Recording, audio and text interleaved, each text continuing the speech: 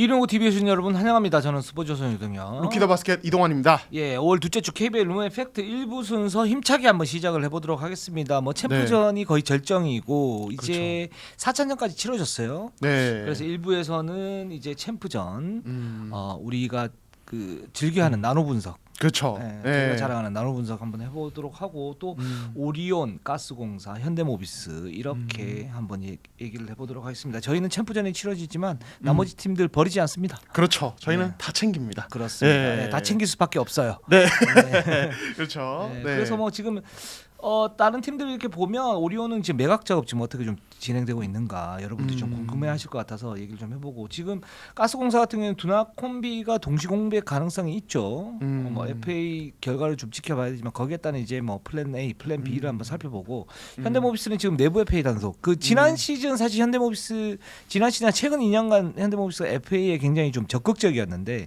올 시즌에는 이제 FA를 이제 내부 단속. 하면서 내실 좀 다지겠다. 그쵸. 이렇게 좀 나오고 있는 그런 상태 같아요. 그런 얘기들 한번 모아 한번 해보도록 하겠습니다.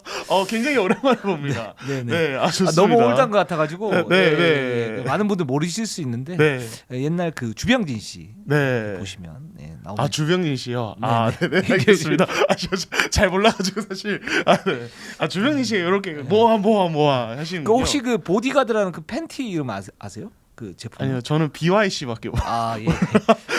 예, 그분이 만든 겁니다. 그분이 만드신 거냐? 네. 알겠습니다. 네. 자, 1부 댓글 순서부터 진행을 한번 해보도록 하겠습니다. 좀 당황스럽네요. 네. 좋습니다. 블랙맘발 레스트 인 피스님이 KGC 승리 예측 맞춤 기자 있습니다. 라이벌 프로 농구 인생 삭발 박지호 선생님이 1승 후 3연패 예언하셨습니다. KT가 이거 저희가 그 얘기했었죠 지난주에. KGC가 이기는 거 예상한 사람이 없다. 네. 근데 이제 박지혁 이제 선배께서 만든다고 이렇게 꼭 집어 어떠세요? 블랙맘바님께서 이제 50%는 맞고 50%는 틀린데 어떤 분이냐면 라이벌 아닙니다. 저희는 저희 갈 길 갑니다. 그렇죠. 예. 사실 뭐 이번 플레이오프도 저희가 뭐 내기 할까 이러다가 이렇게 중에서 이렇게 같이 뭔가 이렇게 뭐 하기도 싫다. 아니 공문 보내라 그러더라고요. 지금 자기들 갑질한다고 그래가지고 뭘 공문을 보내냐 이런 것까지. 그렇죠.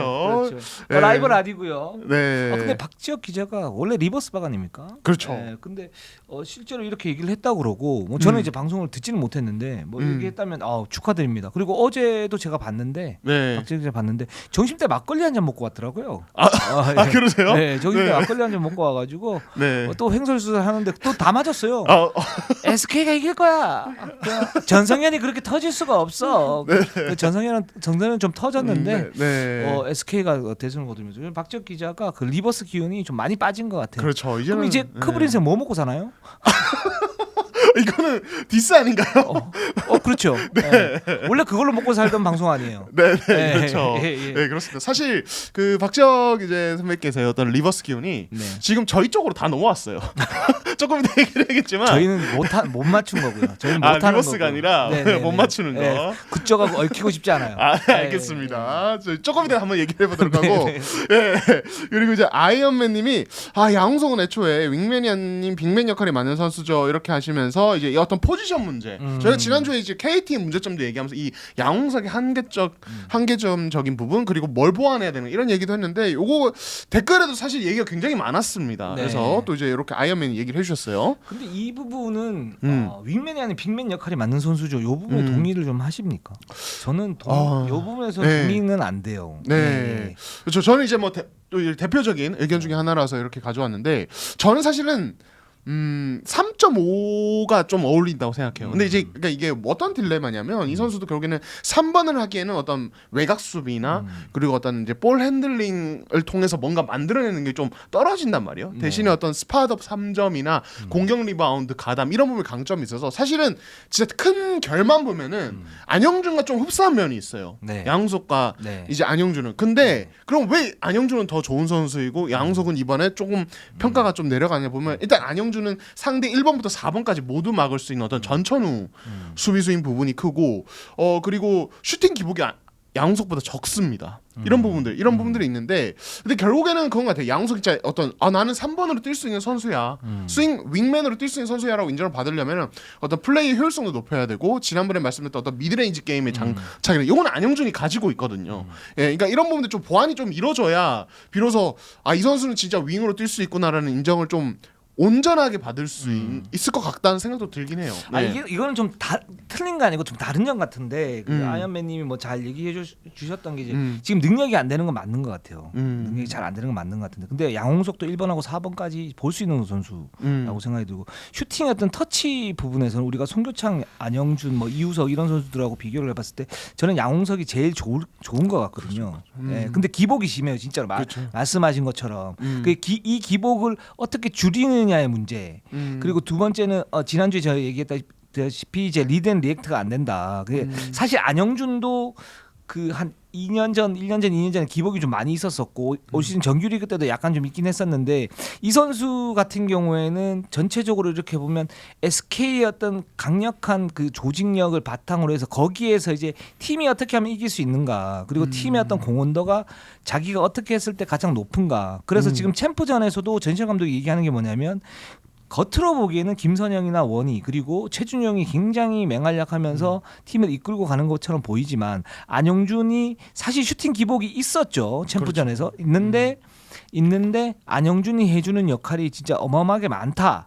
지금 이렇게 그게 이제 그 어떤 그 수비에서 쳐주는 부분들 그리고 리바운드에서 그 높이 싸움에서 뒤지지 않는 그런 부분들이 있기 때문에 그런 얘기를 하는데 양홍석도 그렇게 할 수 있거든요. 근데 그렇게 할 수 있는데 그게 이제 안 되는 이유는 그 디테일한 측면들이 조금씩 부족한 것 같아요. 그거는 뭐냐면 제가 볼 때는 농구에 대한 고민 부족. 거기에서 리드 앤 리액트의 어떤 그 능력치의 어떤 하향 이런 부분이 좀 생기는 거죠. 그리고 기본적으로 양홍석 같은 경우는 안영준이 좀 더 견실하다고 느껴지는 건 저는 기본은 그거 같아요. 자세가 좀 높고 이 부분이 지금 이제 수정이 좀 잘 안 되고 있어요. 그래서 그 좀 붕붕 떠 있는 그런 느낌들이 있거든요. 이제 여기에서부터 출발하는 어떤 그 드리블이 높고 거기에 따라 이제 실책 비율이 높고 그렇기 때문에 양홍석 선수가 지금 내실이 굉장히 많이 좀 부족한 그런 상태다라는 생각이 들고 거기에서 디테일을 갖다 채웠을 때 이 양홍석이 어떤 그 온전한 평가가 가능한데 지금 상태에서는 좀 붕 뜬 그런 상태이기 때문에 양홍석이 4강에서도 제 역할을 갖다 못했고 이 선수가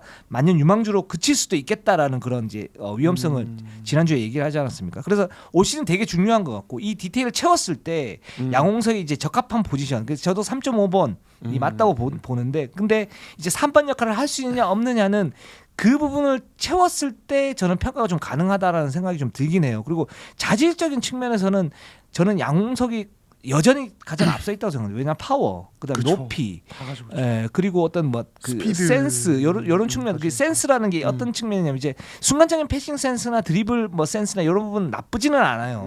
근데 전체적으로 팀이 원하는 부분들이 어떻게 합치가 되느냐 이 부분에서 좀 문제가 생기기 때문에 이 부분을 좀 고치면 양홍석에 대한 온전한 평가가 좀 나올 것 같고 지난주에 저희가 이제 양홍석에 대해서 좀 신랄하게 비판했던 거는 현 지금 상태는 지금 그렇다라는 거 이런 부분이 있습니다. 네, 있는 좋습니다. 것 같아요. 네.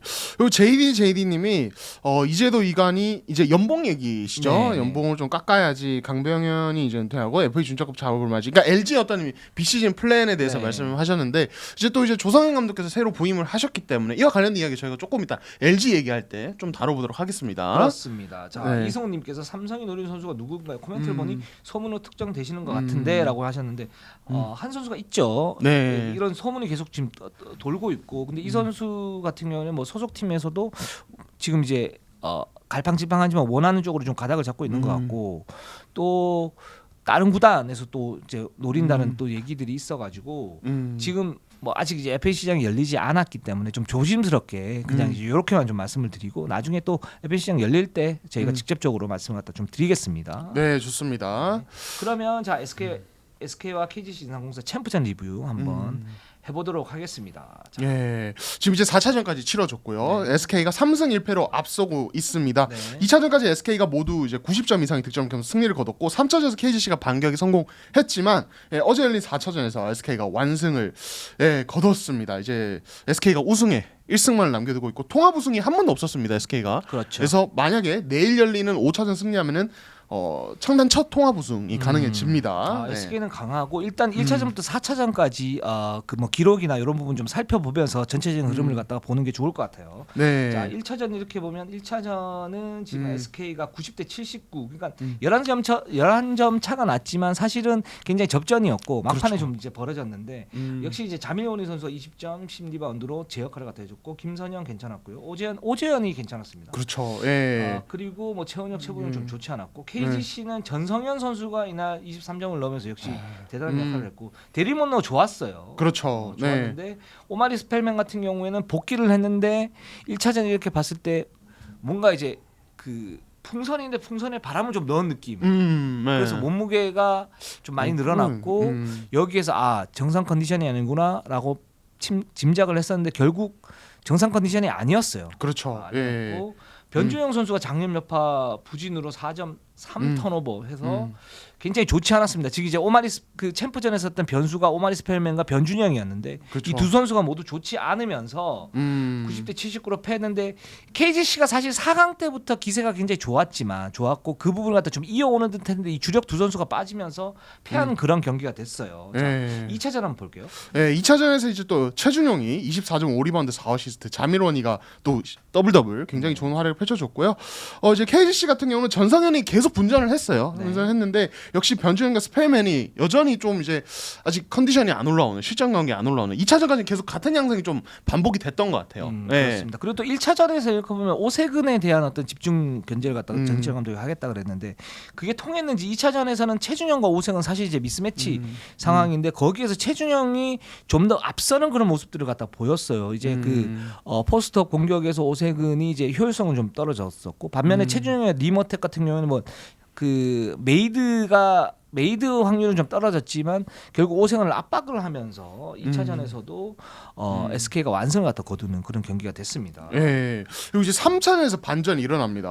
스펠맨이 21.19 리바운드, 전성현, 오세근까지 모두 터졌고 SK 같은 경우는 사실은 이날 안영준이 뭐 나름 분전했지만 전체적 팀 나투엘이 진짜 완전히 뭐 전반 끝났을 때 19개 던져서 1개였나 2개 들어가는 정도의 네, 그렇죠. 좀 경기로 약간 진짜 안 풀리는 날이었어요. 예, 안 풀리는 날이고 팀 나투일이 그래서 결과적으로 35%였고 속공도 갑자기 확 줄어들면서 KGC에 계속 끌려다니다가 패했습니다. 그렇죠. 네. 3차전은 SK 제주철 감독이 우려했던 모습들이 다 드러났는데 이거 실체적인 문제는 조금 뒤에 말씀을 갖다 드릴게요. 자, 4차전 같은 경우는 SK 저희가 지금 5월 9일 날 지금 방송을 하고 있는데 5월 8일 날 안양에서 열렸죠.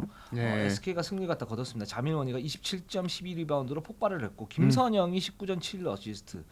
그리고 뭐 속공 득점에서 21대 2 완전히 압도를 했어요. 그 SK 어떤 그 팀 플레이가 완전히 녹아들었다 이렇게 볼 수 있고 KGC 같은 경우는 전성현이 13점, 오세근이 14점 8리바운드를 했는데 또 오마리 스펠맨이 이날 이제 본격적으로 주력으로 뛰었지만 13점에 야투가 16개 던져서 4개 굉장히 좋지 않았고 문성곤이 지금 3차전부터 다치면서 지금 여기에서 구멍이 좀 생기고 있습니다. 그렇죠. 이 부분이 굉장히 좀 변수가 좀 되고 있고 아마 5차전에 나올 수 있을 것 같긴 한데 정상 컨디션일지는 좀 봐야 될 것 같아요. 네, 그렇습니다. 그래서 1차전부터 4차전까지 이렇게 좀 지켜봤는데 일단 첫 번째 3승 1패로 앞선 SK의 가장 중요한 포인트 KGC의 체력 공략이죠. 그렇죠. 예, 트랜지션 오펜스 빈도를 극대화하는 어떤 포인트입니다. 그러니까 이게 트랜지션 오펜스의 그럼 시작은 어떻게 되냐? 결국 두 가지예요. 상대 공격 실패 혹은 상대 공격 성공인데 사실 상대 공격 실패 이후에 속공은 굉장히 뭐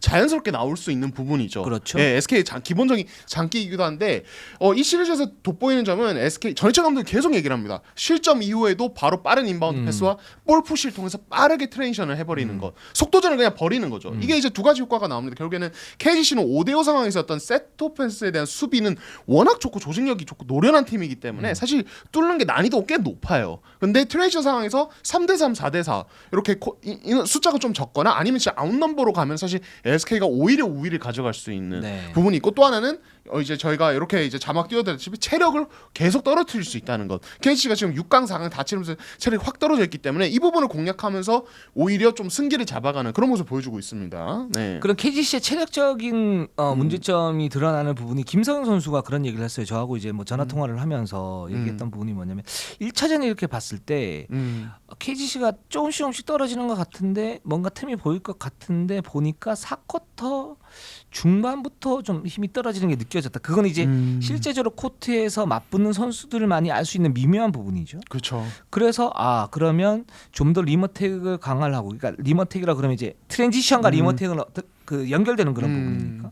그런 이제 트랜지션을 강화하고 좀 더 빠르게 가면 KGC가 체력적인 부분에서 문제가 좀 생길 수 있겠다. 2차전에서는 3쿼터 초반 중반부터 그런 힘이 떨어지는 게 느껴졌다 이렇게 얘기를 했었거든요. 그러면서 이 부분이 통할 수 있겠구나라는 어떤 자신감을 얻었고, 그게 이제 SK의 어떤 주된 그런 무기로 지금 설정이 되고 있는 그런 상태입니다. 네, 이게 오죽했으면은 저희가 감독이 그런 얘기했어요. 4차전 앞두고 이제 인터뷰에서 선수들에게 정신력과 집중력을 강조했다라고 얘기를 했어요. 근데 이게 약간 참 재밌는 게 보통 정신력, 집중력 하면은 기본적으로 우리가 다 생각하는 게 수비에서의 어떤 터프함, 막 이런 것들 얘기하는데 그렇죠. 예. 저희가 게 제가 말하는 제가 우리 선수들에게 말하는 정신력, 집중력은 다른 게 아니라 1차전과 2차전 잘 됐던 우리끼리의 약속, 빠른 트랜지션 오펜스, 실점 이후에도 빠르게 넘어가는 얼리 오펜스에 대한 집중력이다. 그걸 다시 해달라고 주문을 했다라고 얘기를 했거든요.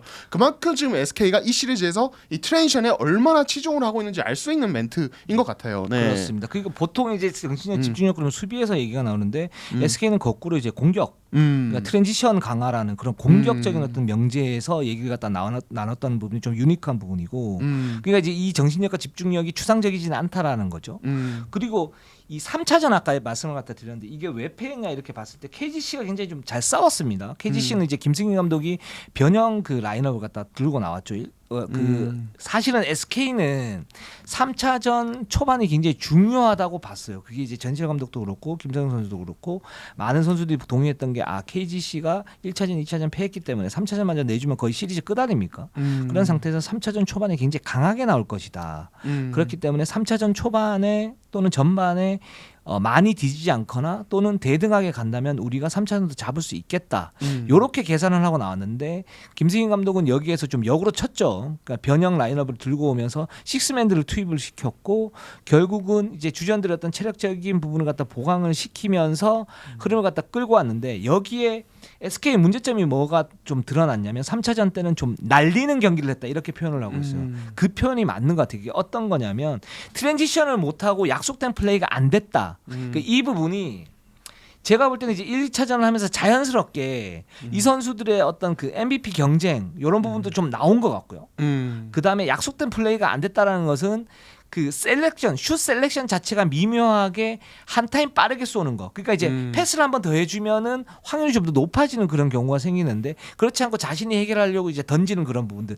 이런 부분들이 쌓이면서 SK의 야투율이 낮아졌고 그 낮아진 것을 KGC가 어택을 통해서 그러니까 역습을 통해서 잘 마무리했다. 즉 SK가 3차전에서 무너지는 그런 부분들이 말씀드렸던 그 정신력, 집중력, 즉 이제 그런 미묘한 그 팀의 어떤 그 내부 경쟁. 그쵸. 이게 사실은 SK가 정규리그 때도 살짝 들어가면서 불안했던 부분들에서 나왔던 부분들이거든요. 이 부분들이 나오면서 여지없이 SK 야투율이 떨어졌고 KGC는 그 부분을 적극 활용을 하면서 자신만의 어떤 게임으로 만들어갔다라는 생각이 들고, 근데 4차전에서 전철 감독의 인터뷰가 어떤 인터뷰가 나왔냐면 내 자신도 방심한 것 같다 이렇게 나왔어요. 그러니까 거기서 선수 탓을 하는 게 아니고 자기의 어떤 그 부분을 좀 돌렸거든요. 이건 좀 정치적인 부분이 있는 건데 뭐냐면 분명히 3차전 끝나고 선수들에게 좀 강하게 얘기를 했을 겁니다. 근데 강하게 얘기했는데 대외적으로는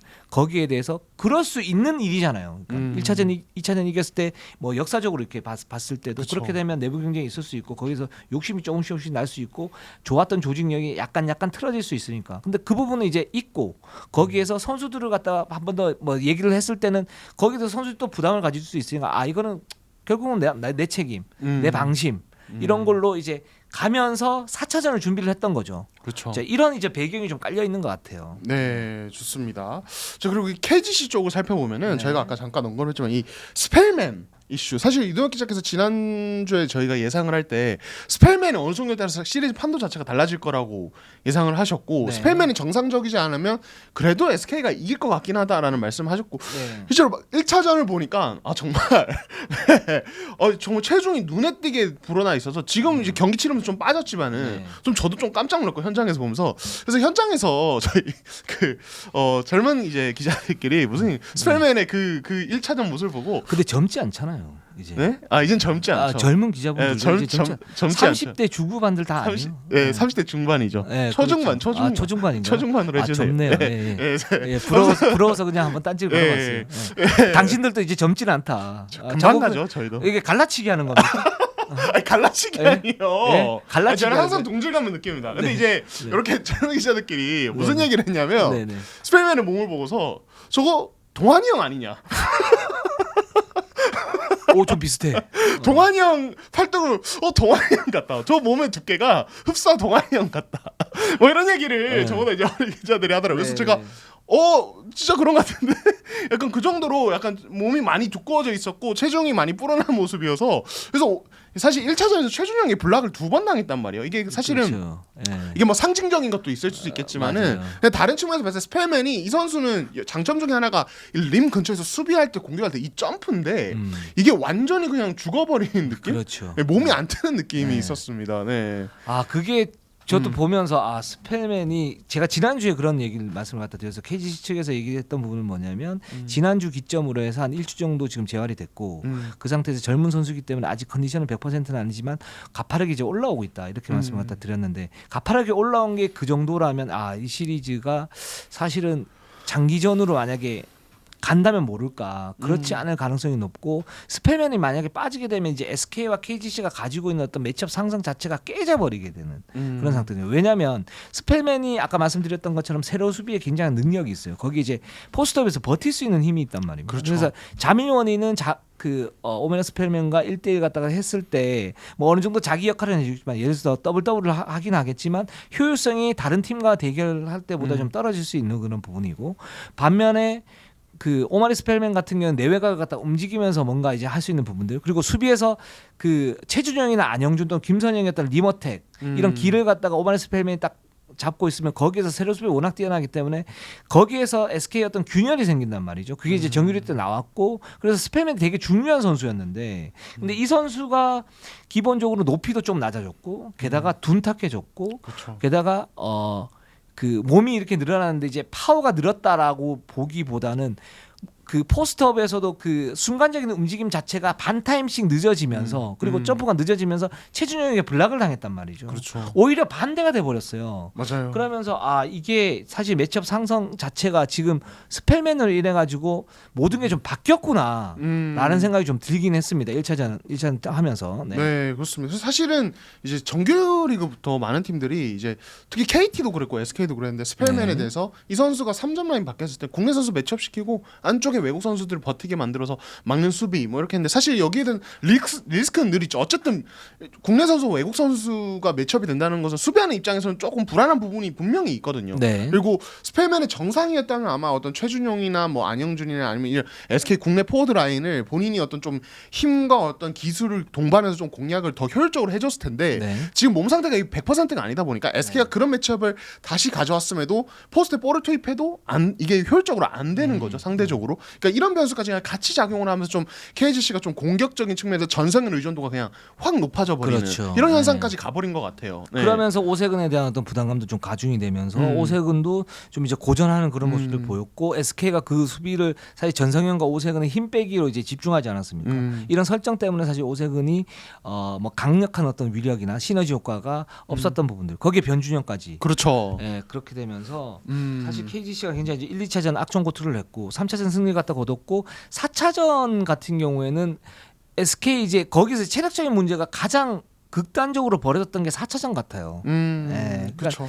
전체적으로 이제 트랜지션 자체가 굉장히 좀 느려졌고 음. 거기에 문성곤이 없으니까 더 이제 에너지 레벨을 갖다 불어넣을 수 있는 선수가 좀 부족했다. 그렇죠. 좀 이렇게 보입니다. 예. 그러니까 3차전까지 이제 그러니까 1차전에서 문성곤이 발가락 부상을 당하고 2, 3차전을 아예 못 뛰었는데 이 과정에서 양희종이나 이런 이제 베테랑 자원들 출전 시간이 가뜩이나 이 팀 주전 의존 높은데 네. 늘어날 수밖에 없었고 그때까지 잘 버텼지만 4차전에서 SK가 다시 속도를 올리니까 이게 3차전까지 쌓였던 데미지가 또 이게 나오더라고요. 그렇죠. 문성곤이 돌아왔지만 제가 봤을 때 컨디션이 정상적이진 않은 것 같았어요. 맞아요. 그렇게 수준- 좀 예. 보이진 않았죠. 예. 그렇죠. 예. 그렇다 보니까 이게 4차전에서 오히려 문성곤이 뛰긴 뛰지만 오히려 그동안 다른 선수들이 데미지가 쌓여 있다 보니까 체력적인 이슈가 오히려 더 극대화되는. 그래서 3쿼터에 좀 쫓아가는 분위기가 잠시 만들어졌지만 이후에 SK가 그냥 속도를 다시 올리니까 이걸 아예 따라가지를 못하더라고요. 네. 그때부터 점차 확 벌어지고 그냥 원사이드한 게임이 되어 버렸는데 그런 부분도 아쉽고 또 하나 이제 이 변준영이 이제 어떤 4강에서 정말 좋은 모습을 보여줬는데 사실 이 선수는 어쨌든 뭐 어떤 뭐 이제 경기 운영이나 이런 측면들이 김승희 감독이 좀 더 안정화해달라고 얘기를 했지만은 이 선수는 어쨌든 날카로운 창이거든요. 직접 그렇죠. 득점을 만들어서 어떤 이제 방향 전환 통해서 득점도 만들어주고 기습적인 어떤 풀업 3점 이런 것들을 만들어주면서 상대 수비를 좀 흔들어놓고 SK 앞서는 수비 부담을 줘야 되는데 변준영이 지금 컨디션 정상이 아니다 보면 거의 약간 볼음방과 볼 투입에 약간 집중을 하는 모습이에요. 그러니까 네. 공격성이 약간 사라진 모습이어서 맞아요. 이것도 어떻게 보면 KG 시장에서는 약간 좀 불운한 부분이었던 것 같습니다. 네. 그렇습니다. 변준영 같은 경우는 지금 설정을 좀 잘 해야 되는 그런 부분들이 좀 있을 것 같고 지금 컨디션이 좀 안 좋다라고 지금 얘기를 하니까 여기서 지금 평가가 지금 정확하게 안 나오고 있어요. 변준영 같은 경우에는 그쵸. 평가를 정확하게 지금 못하는 그런 분위기고 그 대신에 SK 같은 경우에는 뭐 그 김승희 감독도 얘기를 했지만 SK가 준비를 굉장히 좀 많이 한 것 같다. 뭐 전현영 감독이 준비를 굉장히 많이 한 것 같다 그랬는데 실제로 좀 디테일한 측면이 굉장히 좋습니다. 그렇죠. 그러니까 절정 감독이 이제 1차전 전에 이제 3박 4일을 준비를 했다고 했는데 그때 이제 제가 그 전희철 감독이 따로 한번 이제 얘기를 듣게 됐는데 감독이 이렇게 얘기를 하시더라고요. 그러니까 이제 딱 KT가 딱 떨어지고 KGC가 올라가는 게 확정되자마자 비디오를 엄청나게 보기 시작했는데 어떤 비디오를 보느냐 일단 SK와 KGC의 정규리그 모든 맞대결 다 한 번씩 다 돌려보고 그다음에 KT와 KGC의 맞대결 다시 한번 다 돌려보고 예, 그리고 LG가 정규 시즌 때 KGC에 강하지 않았습니까? 그렇죠. 그래서 LG와 KGC의 맞대결을 다시 다 봤대요. LG가 어떤 부분을 공략했냐. 그래서 이제 전희철 감독이 그런 얘기를 하셨습니다. 원래 우리가 쓰던 수비 어떤 형태가 있는데 요거를 이번 챔프전 때 완전 다 바꿨다. 예. 근데 요걸 바꾸면서 LG의 수비법도 약간 참고를 했다고 하시더라고요. 예. 그러니까 그 정도로 준비를 굉장히 많이 했고 또 이런 말을 하셨습니다. 생각해 보니까 비디오는 그냥 많이 보는 게 답이다. 예. 그러니까 이게 어떻게 보면 되게 얼마나 준비를 철저하게 하느냐가 약간 담겨 있는 것 같아요. 그리고 실제로 이게 경기에서 그런 부분들이 드러나더라고요. 어떤 원희의 어떤 위치 조정이라든지 여러 가지 어떤 디테일들이 그 어떤 그 준비로 인해서 만들어지는 것 같아서 굉장히 좀 첫 시즌이지만 대단하다라는 생각이 들었습니다. 네. 저는 그 1차전 직전 이제 인터뷰를 보면서 방향이 되게 제대로다라고 봤던 게 뭐냐면 절친 감독 그렇게 얘기를 했어요. 첫 번째로 이제 일단 방향이 좋아야 되거든요. 이게 올바른 방향인가 아닌가를 봐야 되는데 비디오를 보면서 이게 만약에 그릇된 방향으로 갔다 그러면 여기에서 좀 꼬였을 수 있을 거예요. 그러면서 수정을 해야 되는데 좋았던 게 어떤 보면 두 가지인데 첫 번째는 정규리그 때 이렇게 보니까 우리가 말렸다. 그래서 KGC의 그 초반 기세, 공격 기세가 너무 좋았는데 이게 우리 수비의 처음에는 문제점인 줄 알았는데 알고 봤더니 우리가 공격에서 그 공격이 제대로 풀리지 않다가 보니까 KGC가 수비의 흐름을 공격으로 이어왔고 거기에 따라서 우리가 계속 말리는 게임을 했다. 즉 이제 수비적인 어떤 매첩이 아니고 정상적인 매첩을 가져가면서 수비를 강화하는 게 아니고 공격을 정상적으로 했을 때 그러면서 전반에 버텼을 때 후반에 우리가 힘이 있기 때문에 더 강해 갈 수 있다. 이런 플랜을 세웠거든요. 이것도 굉장히 좀 적절한 것 같고 그러니까 두 번째는 수비를 전면적으로 변화시켰다 그러는데 가장 눈에 보이는 건 뭐냐면 오세근과 전성현을 막는데 여기에서 전성현은 막을 수가 없다라고 설정을 했어요. 그렇죠. 근데 예. 이게 저는 좋았던 게 뭐냐면 지난주에 말씀드렸지만 KT가 사실 전성현에 대해 과도하게 집중하다 보니까 오세근 또는 멀로 또는 나머지 선수들에게 뭔가 그 공격 찬스가 나면서 거기에서 전방위적으로 무너지고 거기서 2대2 수비가 흐트러지고 그렇게 된 거거든요. 그러니까 그렇죠. 이제 막을 수 있는 부분과 막을 수 없는 부분을 설정을 갖다 정확하게 하는 게 굉장히 중요한데 일단 최선을 다해서 막는 것까지는 한다. 컨테스트까지는 한다. 오재현을 붙이거나 아니면 뭐 김선영도 좀 붙였었고요. 안영준도 붙였었고요. 뭐 이렇게 붙이거나 안영준이 이제 변준영을 붙였으니까 그렇죠. 그렇게 하다가 근데 전성현에게 주는 거는 어쩔 수가 없는데 전성현에게 나오는 시너지 그 부분을 갖다 막겠다라고 그러는데 그게 사실은 KGC가 굉장히 좀 곤란한 그런 상황이 될 수 있는 그런 부분들이거든요. 두 번째는 오세근이 어떻게 터지느냐에 따라서 나머지 선수들 살려주는 역할을 하는데 그래서 오세근을 막았단 말이죠. 이런 방향 설정 두 가지가 굉장히 좀 잘 됐다. 오세근을 자밀원이가 막고 그쵸. 최준영을 오마리 스펠맨이나 몬로를 막았는데 이제 다행히 스펠맨이 정상 컨디션은 아니었고 몬로 같은 경우에는 어느 정도 버틸 수는 있으니까 몬로가 모든 걸 폭발을 시키고 뭐 이런 부분들은 아니니까 거기에서 제가 볼 때는 매치업을 좀 바꿨던 게 굉장히 좀 좋았던 것 같고 그러면서 이런 그 디테일적인 측면들 원희의 공격 그 어떤 방향을 갖다가 좀 바꾼다든가 원희의 공격 방향을 바꾼다라는 말은 뭐냐면 그 부분입니다. 그러니까 림 어택을 할 때 원희가 예를 들어서 좀 더 안쪽에 몰렸을 때는 스펠맨이나 먼노나 또 오색은 뭐 문성곤 이런 선수들이 있기 때문에 도움 수비가 있기 때문에 거기에서는 림 어택 효율이 떨어질 수밖에 없는데 원희를 예를 들어서 바깥으로 뺐다가 그러면 스페이싱이 생기죠. 그렇죠. 거기서 순간적으로 미드레인지 쪽까지 들어가서 거기에서 패스를 하거나 또는 이제 그 볼 핸들러가 슛을 넣는 그러지 이지선다를 갖다 만들어주고 거기서 원희가 잘할 수 있는 그 플로터를 갖다 던지거나 아니면 빠졌을 때 그냥 메인 볼 핸드가 리머텍을 그냥 그대로 가는 이제 그러면서 어떤 그 위치 조정을 갖다 세밀하게 만들어주는 그런 모습들 갖다 보였단 말이죠. 그쵸. 이게 사실 KGC 수비 어떤 아킬레스건을 이제 건드리는 그런 모습들이 됐다라고 보고 있습니다. 그리고 또 하나는 마지막으로 이제 설정인데 정확하게 줬어요. 그러니까 전반은 대등하게 가자. 전반은 대응하자. 대신에 후반은 우리가 힘에서 앞서고 트랜지션 앞서기 때문에 이길 수 있다. 그 전반을 주로 누구로 사용을 했냐면 원희가 거기서 풀어주는 역할을 많이 했었거든요. 그렇죠. 이제 그리고 후반에는 좀 더 속도를 높이면서 거기에서 그 트랜지션에 의한 속공 거기에는 리머텍 이런 부분을 갖다 가미를 하게 되니까 KGC가 사실은 쉽지 않은 굉장히 좀 까다로운 형태로 몰아넣어 버린 거죠 SK가. 예, 그런 부분들이 전희철 감독의 어떤 디테일을 설명해 주는 어떤 장면들이 아닌가라는 생각이 듭니다. 예. 네, 좋습니다. 그리고 이제 최준영, 전성현 양 팀에서 가장 눈에 띄는 어떤 활약인데 네. 특히 최준영 같은 경우는 이번 챔프전을 통해서 조금 더 이제 가치가 더 높아지죠. 원래 뭐 정규리그 MVP 어떤 뭐 네. 리그 최고 수준의 활약을 펼쳤지만은 더 좀 경이로워서 특히 이제 어떤 이 수비적인 측면에서 어떤 활약 네. 대단하지 않았습니까? 네. 그 최준영 선수가 제가 이제 1차전 끝나고인가 물어봤어요. 아, 그렇죠. 현장에서 네, 현장에서 물어봤어요. 그 오세근이나 아니면 또 때로는 이제 그 스위치가 되면 먼노라든가 이런 선수를 맞기 때문에 미스매치가 있는데 그 부분에서 좀 힘들지 않았냐라고 물어봤는데 역시 최준영은 최준영입니다. 네. 미스매치 그렇지 아닙니다. 네? 그래서 제가 네? 아니라고요? 예. 네, 그러니까 제 사전엔 미스매치는 없습니다. 그렇죠. 굉장히 최준영다운 발언이었죠. 그래서 제가 네. 이제 당황했어요. 네, 그렇죠, 그렇죠. 그렇구나. 네, 그렇죠. 그렇죠. 그럴 수도 있겠구나. 네. 최준영 선수 개인적으로는 보면 자기가 높이도 있고 아마 버티는 힘은 좀 부족하죠. 그 옆에서 볼 때는 이건 미스매치구나라고 생각하는데 자기가 미스매치가 아니고 자신감 있게 수비를 한다는데 우리가 뭐라고 얘기해요? 그렇죠. 그래서 예, 그렇죠라고 그러니까 그때 이제 뭐 다른 질문 이해가는데 최준영 선수 갑자기 저를 이렇게 보더니 씩 웃더라고요. 그래서 저도 그냥 웃었죠. 웃었는데. 그랬군요. 그랬는데 그런 자신감은 굉장히 좋고 그래서 이 최준영 선수가 확실히 이제 똘 기질은 있는데 이제 그런 부분에서는 자신감이 있고 이 부분이 이제 큰 무대에서 어떤 빛을 좀 발하는 거 아닌가라는 생각이 들고 대신에 4차전에서는 좀 무리했죠. 그렇죠. 네. 그러니까 이게 사실은 이 양희종 선수의 어떤 묘한 신경전이 지금 네. 시리즈 내내 계속되고 있고 네. 그리고 4차전에 뭐 이제 어떤 퇴장 이슈 이것도 좀 화제가 됐는데 그러니까 네. 이 어떤 이 마인드 컨트롤적인 부분 이게 사실은 최준영 선수는 늘 좀 쉽지는 않거든요. 그러니까 이 선수가 기본적으로 뭐 이렇게 뭐 상대 선수를 뭐 거칠게 하고 뭐 이런 건 아니지만은 본인 스스로의 마인드 컨트롤이 약간 이제 불안할 때가 있는데 다행히 이제 이번 시리즈에서는 조금 이제 약간 위험한 상황도 있지만은 그래도 어떻게 잘 넘어가고 있는 것 같아요. 예. 그렇죠. 이게 사실은 개인적으로 볼 때는 이제 묘한 도발을 하거든요.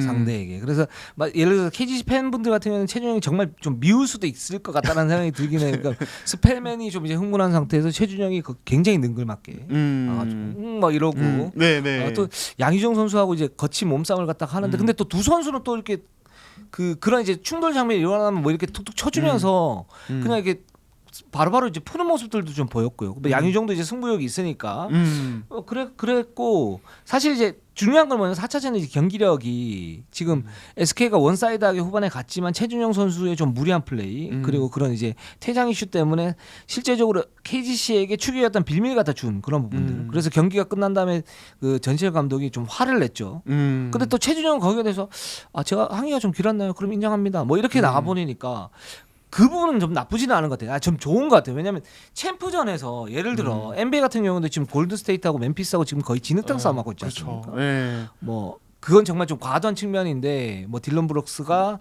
이제 개패주 게리 페이튼 주니어한테 이제 머리를 쳐가지고 게리 페이튼 주니어 이제 팔꿈치가 좀 이제 완전 갔다든가 아니면은 이틀 전에 나왔던 이제 그 자모란트 수비에서 조던 풀이 이제 무릎을 갖다 이제 당겨서 무릎 부상을 여기까지 가면 안 되는데 근데 묘한 신경전이 있다는 것 자체는 굉장히 좀 저는 나쁘지 않은 전 좋다고 생각해요.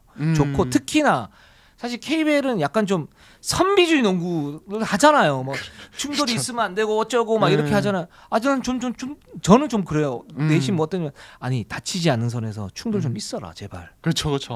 그래서 좀 뭐랄까 이렇게 봤을 때 좀 긴장도 좀 하고 막 팬들이 좀 쫄깃쫄깃하고 맞아요. 그러니까 마지노선 넘지 않은 선에서는 좀 신경전도 좀 하고 난 이랬으면 좋겠다 라는 생각이 드는데 최준영 선수가 그런 측면에서는 자기 자신이 제어만 할 수 있으면 지금 이렇게 막 그 뭐 상대를 갖다 약간씩 도발을 하고 이제 거기에 따른 어떤 반응들이 나올 거 아닙니까? 그쵸. 반응이 나왔을 때 저는 그런 부분은 굉장히 좋은 것 같아요. 네. 그래서인지 저는 이번 챔프전이 물론 지금 SK가 좀 여유 있게 앞서 나가게 됐지만 네. 굉장히 재미있어요. 최준영 선수도 그렇고 스펠맨과 어떤 신경전, 양희종과 신경전 그리고 김선영 선수 같은 경우 어제 의도적으로 굉장히 세레머니를 좀 그렇죠. 과하게 세겠죠. 예, 일부러 좀 분위기를 가져오기 네. 위해서 그랬다고 하는데 어떤 이런 어떤 뭐랄까 좀 약간 트렌디한 느낌이 들었어요. 다들 이렇게 네. 액션 같은 것들이 그래서 치열하면서도 어떤 세레모니도 많고 그래서 굉장히 좀 재밌게 전개가 되는 것 같고 또 하나 이 전성현 예. 솔직히 저는 좀 경이롭다는 말을 쓰고 싶을 정도로 너무 잘하더라고요. 그러니까 사실 저희가 전성현에 대해서 지난해 챔프전 끝나고도 뭐 저희가 따로 막 얘기를 하지 않았습니까? 이 선수는 역대급 슈터들과 비교했을 때 어느 정도인가. 그래서 저희가 뭐 몇 분께 이렇게 전화를 해가지고 이렇게 여쭤보기도 했었고. 근데 그때만 해도 이런 평가가 좀 대세였던 건데 설린저의 어떤 효과, 그렇죠. 파생 효과다. 그러니까 물론 전성이 정말 좋은 슈터지만 설린저 효과가 굉장히 크고 그걸 같이 이제 가는 것 같다라고 봤었는데 이번 챔프전을 보면서.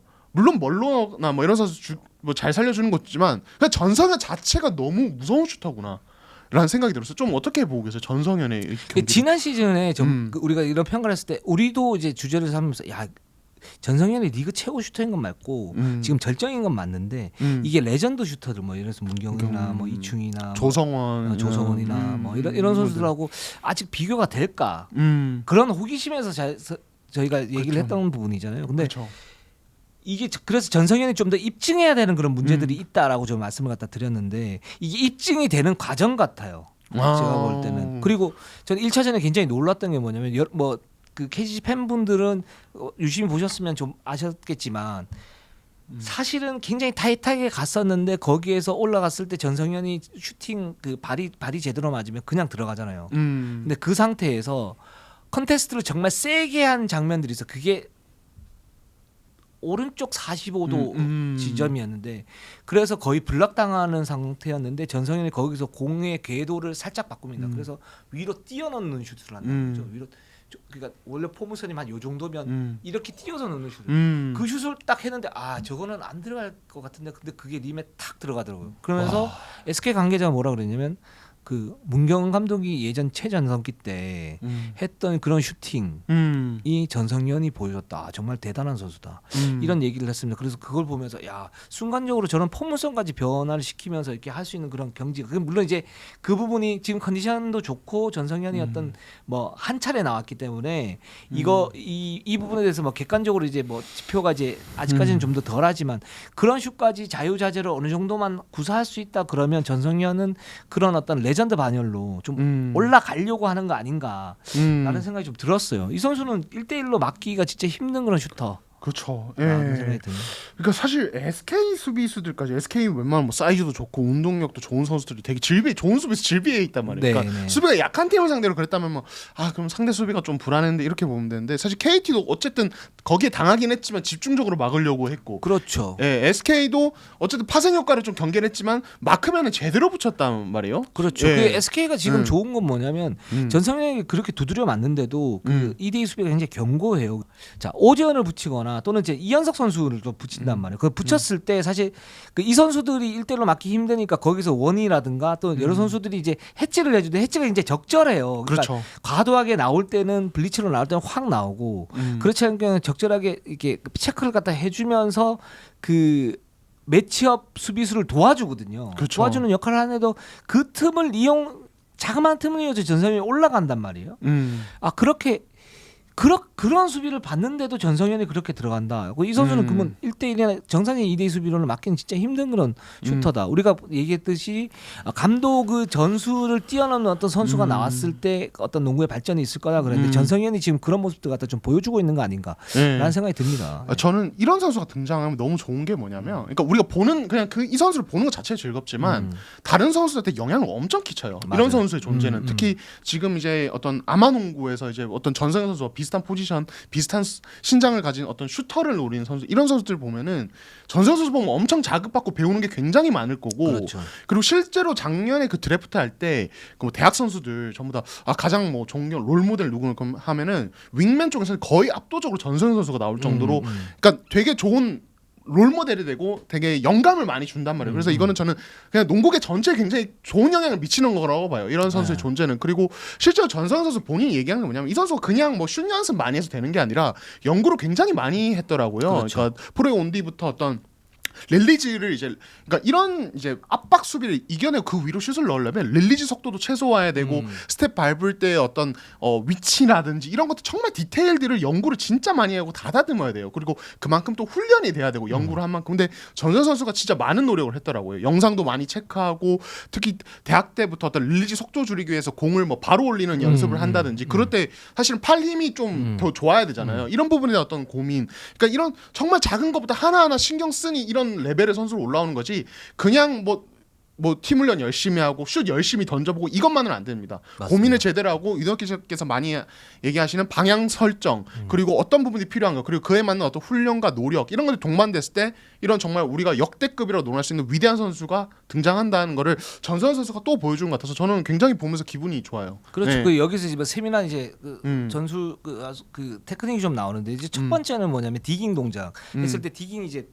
슛을 이제 떨어뜨렸다 올리는 거잖아요. 근데 이제 전성현 선수 그게 굉장히 짧거나 아니면 없어요. 맞아요. 근데 네. 그게 이제 디깅을 했을 때 어떤 그 슈팅 메커니즘 자체가 원래는 디깅 동작이라서 슈팅 메커니즘 올라가는 선수들이 많거든요. 근데 그렇죠. 그걸 없애는 게 쉽지가 않은데 전성현은 그런 부분에서 좀 극복이 됐다라는 부분 하나고, 또 두 번째는 이제 슈팅이 좋았을 때 그 이 선수가 이제 슈팅이 좋다라는 건 뭐냐면 슈팅의 어떤 메커니즘 자체도 굉장히 좋지만 그 이전의 동작, 그러니까 그 슈터의 그러니까 굉장히 좋은 슈터들의 특징 중에 하나 뭐냐면 잔말 스텝을 잘 쓰면서 순간적인 움직임을 포착을 해요. 거기 이제 스크린을 갖다 이용하는 부분도 있고 여러 가지 부분인데, 기본적으로 이 선수가 이제 방향을 전환하면서 잔말 스텝을 쓰면서 어떻게 하면 수비를 순간적으로 떨어뜨릴까, 이 예비 동작 그 이전 동작이 굉장히 좋거든요. 그렇죠. 이 부분을 갖다 좀 잘 봐야 돼요. 네. 사실 이걸 이제 완성하기 위해서 조성민 선수도 굉장히 훈련을 굉장히 많이 했었고, 전찬진 감독 그런 부분에서 굉장히 좀 강조를 하고 있는 부분이고,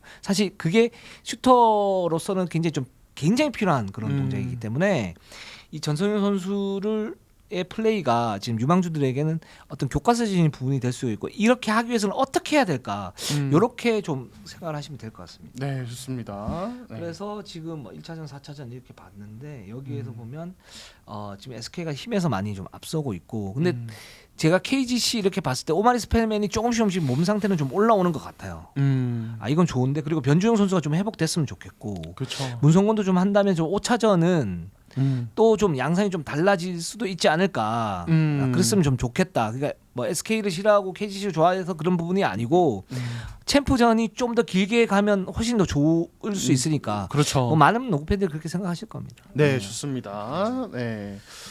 자 그러면 자 챔프전은 요 정도로 하면 될 것 같고요. 자 오리온으로 한번 가보도록 하겠습니다. 오리온이 예, 지금 매각 작업 진행 상황이 굉장히 좀 계속 이어지고 있습니다. 네, 그렇습니다. 그래서 이제 데이원 자산운용이 이제 매각 협상한다고 지난 4월 29일에 발표가 됐는데 네. 그럼 이후에 지금 거의 한 열흘 정도가 지났단 말이에요. 그래서 네. 어떻게 진행되는데 오리온 측의 입장은 이렇습니다. 그러니까 아직 추가적으로 진전된 게 어떤 뭐 디테일한 부분인지 말씀드리긴 좀 어렵고 현재 타임라인도 뭐 구체적으로 이렇게 설정되어 있지는 않은 것 같아요. 그러니까 이건 왜냐면 데이원 자산운용 측에서 사실은 좀 이제 직접적으로 하는 부분이 때문에 오리온 쪽에서는 아무래도 좀 조심스러울 수밖에 없죠. 이런 부분에서 그렇죠. 얘기를 하는 것이. 그리고 다만 이제 4월 30일 이제 그 강울준 감독 비롯한 코칭 스태프 계약이 만료가 됐고 5월 말에는 이제 FA 내부 FA 계약들이 다 만료가 되기 때문에 이전까지는 이제 좀 원활한 작업을 위해서 비시즌에 작업 완료를 목표하고 있다고 보면 된다. 이렇게 보면 될 것 같습니다. 그래서 일단은 제가 봤을 때는 이제 한 5월 중순이나 뭐 저희가 이거는 뭐 추측입니다. 그냥 네. 5월 중순에는 뭔가 좀 또 다른 그림이 하나 나오지는 않을까라고 좀 보는 게 좋을 것 같고 그래서 지금 오리온 측에서 어떤 이 선수단 운영이나 아니면 이제 60일 훈련 금지 기간 이후에 어떤 소집일이 다 정해져 있잖아요. 예, 시즌 끝난 팀들은 이미 다 날짜가 나왔습니다. 뭐 6월 며칠에 모인다 다 이미 다 정해져 있는데 오리온 같은 경우 이것도 아직 안 잡혀 있는 것 같더라고요. 그래서 좀 매각 작업이 좀 속히 진행이 돼서 이런 부분들 좀 정상화되면은 좀 좋을 것 같습니다. 오리온 네. 측은 이렇게 공식 발표를 할 수밖에 없죠. 이 대의원 이제 자산운용 이쪽이 지금 칼을 쥐고 있기 때문에 여기서 오리온을 이제 매각하는 상태에서는 매각 작업 자체는 뭐 비밀리에 이루어져야 되기 때문에 공식적인 어떤 발표를 그 전에 정확하게 이제 확정이 되기 전까지는 말할 수 없는 그런 부분들은 뭐 이해를 하고요. 그 지금 뭐 소문으로 들리는 건 뭐냐면 챔프전이 끝난 이후 빠른 시일 내에 아마 내가 발표를 할 거고 그리고 거기에 이제 뭐 허재 사장이 이제 들어간다라는 얘기가 있는데 거기에 이제 뭐 기술 고문이라든가 단장이라든가 그리고 감독 선임까지도 지금 어느 정도 이제 윤곽을 좀 잡아가고 있다라는 그런 이제 부분들이 좀 있는 것 같아요. 네, 좋습니다. 그렇기 때문에 이 소식은 저희가 지금 이제 얘기할 수 있는 거는 여기까지 정도인 것 같아요. 왜냐하면 아직 이제 뭐 매각 작업이 확실하게 뭔가가 매듭진 부분이 없기 때문에 거기에 따른 이제 뭐 사장이라든가 누구라든가 인선 작업이 있는데 그 부분까지를 하기에는 약간 좀 지금 무리가 있고 이게 그렇죠. 만약에 확정이 되면 그때 이제 뭐 비하인드 스토리라든가 아니면 앞으로 어떻게 될 것이라든가 또는 또 지금 오리온은 지금 FA 이승현 선수 있지 않습니까? 그리고 거기에 따른 뭐 허재 감독 이제 사장에 따른 이제 호응이 들어올 것인가 말 것인가 뭐 이런 부분도 있기 때문에 그런 부분에 대해서 말씀을 좀 드리겠습니다. 네, 좋습니다. 자, 한국가스공사로 한번 가보도록 할게요. 예, 한국가스공사 같은 경우는 뭐 저희가 뭐 최근에 한번 얘기한 적이 있죠. 김낙현과 두경민이 모두 이제 이탈을 할 가능성이 있습니다. 일단 뭐 네. 김낙현은 상무를 가고요. 두경민 같은 경우는 이제 FA인데 이 선수 뭐 이적설이 워낙 이제 좀 공공연하게 떠돌기 때문에 네. 일단은 뭐 이제 가스공사 입장은 그렇습니다. 그러니까 내부 협의와 미팅 통해서 판단하겠다. 그러니까 네.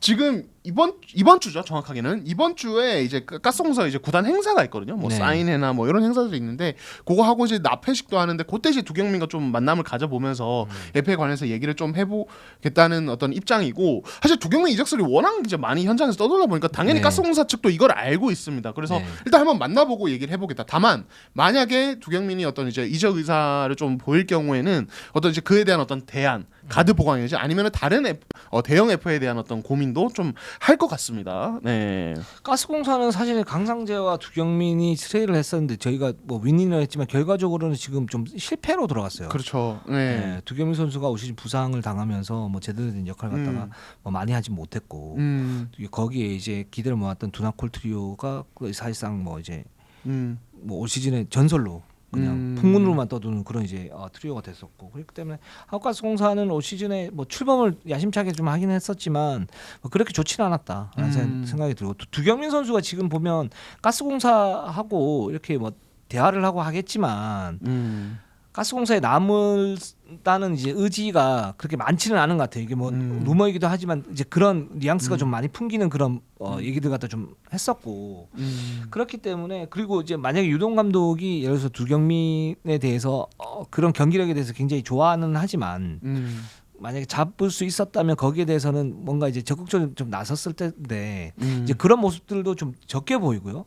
그래서 이게 좀 봐야겠지만 두경민이 가스공사에 잔류할 수 있는 가능성이 그렇게 높지는 않다라고 보고 있고 뭐 실제적으로 뭐 어떤 수도권 구단에게 뭐 뭐 같이 이렇게 뭐 약간의 교감이 있다 뭐 이런 얘기들도 있어요. 음. 네, 있기 때문에 두경민이 없을 때 가스공사의 플랜을 어떻게 짤 것인가라고 그쵸. 보면 다시 또 팀을 만들어야죠. 그렇죠. 네. 네. 김낙현도 지금 상무를 가기 때문에 코어 두 명이 없어지는 거 아닙니까? 그렇죠. 예, 그랬을 경우에 이제 외국인 선수를 어떻게 할 것인지 뭐 유도훈 감독은 지금 사실 니콜스는 제가 볼 때는 그냥 버리는 게 맞다라고 보거든요. 그렇죠. 맞다라고 네. 보는데 아직까지도 이제 뭐 거기에 대해서 이제 유보적인 그런 입장 갖다 보이고 있고 뭐 유동 감독 얘기로는 아시아 쿼터가 어떻게 되는지도 봐야 되고 그다음에 두경민이 남아 있는지 안 남아 있는지도 봐야 되고 김낙현 나갔기 때문에 이 코어를 갖다 어떻게 만드는지도 봐야 되고 여기 정명훈이 들어오지 않습니까? 그렇죠. 그리고 네. 뭐 다른 이제 FA들도 있기 때문에 좀 봐야 된다 그러는데 뭐 그 말도 뭐 일리는 있다고 생각은 하지만 제가 볼 때는 가스공사 같은 경우는 뭐 대대적인 어떤 팀 개편이 좀 필요하지 않나. 벌써 가스공사 넘어간 지 2년 만에. 그렇죠. 예. 네. 그리고 어떻게 좀 팀을 갖다 만들 것인가. 지금 유동 감독이 지금 그 딜레마가 어떤 부분이 있냐면 6강 상황은 가는데 지금 우승 전력으로 만들 수 있는 그런 부분들이 좀 부족해요. 그렇죠. 예. 그래서 그분을 갖다 좀 만들긴 해야 되는데 지금 아직 이게 가닥이 안 잡히거든요. 지금 여기 보면 김낙현도 상무로 가고 두경민도 많이 나오고 그러면 FA를 누구를 잡아가지고 우승 전력을 만들어야 되는데 그러기도 쉽지 않고 근데 지금 가지고 있는 그런 전력 자체가 또 나쁘지는 않단 말이죠. 그렇죠. 이걸 어떻게 좀 꾸릴지는 좀 의문이에요. 그렇죠. 네. 예. 그러니까 뭐 여러 가지를 고민할 수 있겠는데 역시 뭐 만약에 정말 두경민이 떠날 경우에 일단 가드진이 거의 뭐 이제 무주공산이 되잖아요. 뭐 네. 젊은 선수 몇 명이 있지만 당장 뭐 주전급이라고 보기는 어렵고 결국 이 부분은 이제 FA 시장에서 어떤 준척급을 영입을 한다든지 혹은 이제 아시아 쿼터제를 활용한 어떤 이제 필리핀 선수를 영입하는 왜냐하면 필리핀 쪽에 가드 자원이 좀 그래도 상대적으로 풍부한 편이니까 이런 부분도 좀 대안이 될 수는 있을 것으로 보입니다. 다만 이게 누가 되느냐. 그리고 어느 정도 가격에 영입하고 프론트 코트진이 정효근이 돌아왔을 때 어떻게 꾸려지냐 이런 게 다 좀 연쇄적으로 다 엮여 있는 어떤 이슈거든요. 그래서 좀 일단은 좀 지켜볼 필요가 있을 것 같습니다. 네, 그렇습니다. 가스공사는 그래서 지금 플랜 B를 갖다 만들어야 되고 여기에서 이제 가드지는 뭐 필리핀 가드 지금 영입 그 아시아 쿼터제를 이용해서 뭐 한다고 그러는데 이 부분이 어떻게 될지 좀 지켜봐야 될 것 같습니다. 네. 자 현대모비스로 한번 가볼게요. 자 현대모비스 같은 경우는 지금 이제 뭐 6월 중순에 이제 선수단이 다시 모일 예정이고 지금 이제 이게 코칭 스태프는 이제 이 외국 선수 관련된 미팅 저희가 뭐 지난주에도 말씀을 좀 드렸습니다. 일단 네. 유작 감독 이번 주에 출국을 하시고요. 미국의 서머리그 보시면서 또 이제 외국 선수 관련된 어떤 정보를 좀 모으실 예정이고 지금 이제 내부 FA 이슈가 있죠. 저희가 뭐 소개를 좀 했었습니다. 일단 핵심은 박지훈과 이현민인데 네. 조금 이제 상황이 약간 다릅니다. 박지훈 같은 경우는 지금 좀 소문이 좀 들려요. 네. 예, 여러 팀들이 뭐 관심을 보이고 있다. 뭐 이렇게 고 수도권 팀도 저는 들었고 지방 팀도 좀 들었는데 이거에 대해서 현대모비스도 그래도 웬만하면 잡겠다는 네. 입장을 좀 보이는 것 같고 그래서 이거 좀 동향을 좀 주시하고 있는 이런 상태입니다. 그래서 박지훈의 그럼 장점이 뭐냐? 수비되고 공격도 되는데 공격할 때는 핸들러도 되고 볼음반도 되고 그리고 뭐 그냥 스팟업 3점도 되고 그러니까 다양한 걸 다 잘할 수 있는 좀 되게 밸런스가 좋은 자원이라는 점에서 여러 팀들에게 좀 어필이 되는 것 같아요. 예, 네, 그렇습니다. 또 뭐 지난주에도 저희가 말씀드렸지만 이현민 선수 같은 경우는 재계약을 지금 현대모비스가 좀 하는 방향으로 지금 가고 있는데 이 부분이 좀 고민이 좀 돼 있는 부분은 있어요. 그렇죠. 예, 그렇습니다. 그래서 뭐 유작 감독께서 직접 이제 이 김동준의 어떤 기회를 더 줘야 된다 이런 부분 얘기하기도 했고 이현민이 남았을 때 분명 이 선수가 가지 장점이 있거든요. 그리고 서명진이 아직은 불안한 부분이 있기 때문에 서명진이 안 됐을 때 사실 그 대안이 이현민이어야 사실 경기 운영이 안정이 되지 김동준이 나와서 갑자기 그걸 또 메워줄 수는 없단 말이에요. 당장 다음 시즌부터라도 그렇기 네. 때문에 이현민이 필요한데 다만 이렇게 됐을 때 어떤 출전 시간 배분이라든지 그리고 김동준에게 필요한 어떤 충분한 어떤 성장의 기회가 좀 줄어들 수 있기 때문에 조금 고민은 좀 되지 않을까라는 생각이 들긴 합니다. 네, 네. 그렇습니다. 저희가 그 1부 순서는 여기까지 정리가 다 해봤습니다. 자, 2부에서는 뭐 DB 그리고 KT, LG, KCC, 삼성 이렇게 FA 지금 그 동양 그 물밑에서 어떤 동양 위주로 저희가 말씀 갖다 드리겠습니다. 자, 우리는 항상 최선을 다하겠습니다. 네이버 유튜브 구독, 좋아요, 알람, 감사합니다.